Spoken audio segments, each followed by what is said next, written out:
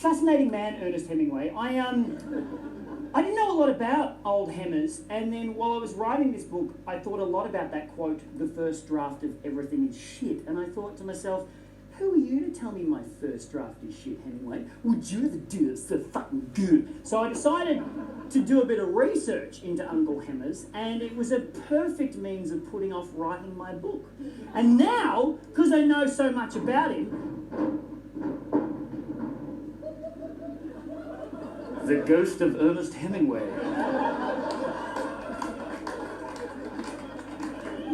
You're all in here clapping, going, ha, ha, ha, ha. Meanwhile, a man just fell off the roof and broke his neck.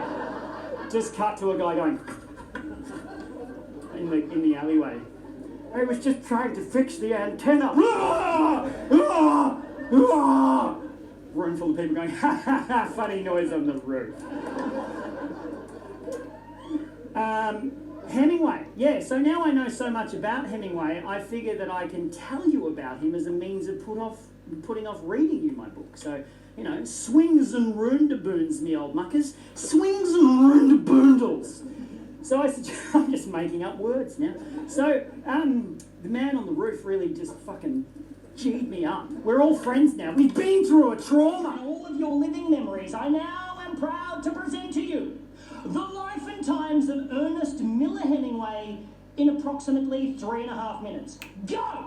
Born in Chicago in 1899, son of a physician and a musician, reasonably uneventful childhood, decided to study journalism. Enlisted with the Red Cross during World War I, got blown up in Milan and spent 6 months in hospital with severe shrapnel wounds in both legs. Fell in love with a nurse, they decided to get married. He came home to prepare, she stayed there and ditched him for an Italian soldier, which initiated a lifelong pattern of him rejecting women before they had a chance to reject him. Take note, Maddie. Got a job as a foreign correspondent, fell in love with his roommate's sister, married her and moved to Paris. They hung out with Gertrude Stein, they kicked it with Pablo Picasso. He started writing in earnest, no pun intended, moved to Toronto, had a kid, moved back to Paris, published a couple of books, cheated on his wife, got divorced, married the other woman, converted to Catholicism,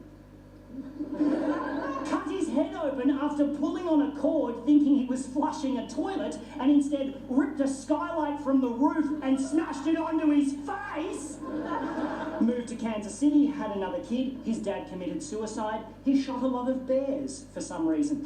Had a car accident, had another kid, went to Africa to kill some wild animals and got dysentery. Come on. Published another book, moved to Cuba, shot himself in the leg whilst aiming at a shark. Cheated on his wife, got divorced, married the other woman, published For Whom the Bell Tolls, sold 500,000 copies in a couple of months and got nominated for a Pulitzer Prize. Cheated on his wife, got divorced, married the other woman, became the self-appointed leader of a band of village militia outside of Paris and was subsequently brought up on charges for contravening the Geneva Convention and got away with it like a fucking champion. Got pneumonia, moved back to Cuba and spent most of his spare time on his boat, tracking Nazi U-boats with a machine gun and a pile of hand grenades. I am not making this shit up! Had a few more car accidents, 3 more concussions, got clawed while playing with a lion. Got depressed, drank, got fat, published a couple more books, went back to Africa to shoot some more wild animals and barely survived 2 separate plane crashes in the space of 24 hours, winding up with a fractured skull, internal bleeding, cracked spine, ruptured liver, first-degree burns, and a paralysed sphincter muscle. Come on!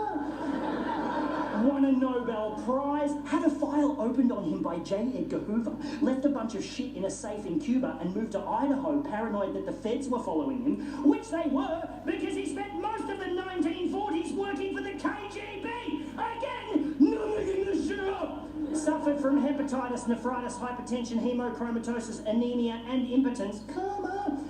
Got committed, received way too much electroconvulsive therapy and came out all fucked up, started hinting at suicide, so immediately got recommitted, received another couple of months worth of electroconvulsive therapy, got released, put both barrels of his favourite 12-gauge shotgun into his mouth and blew his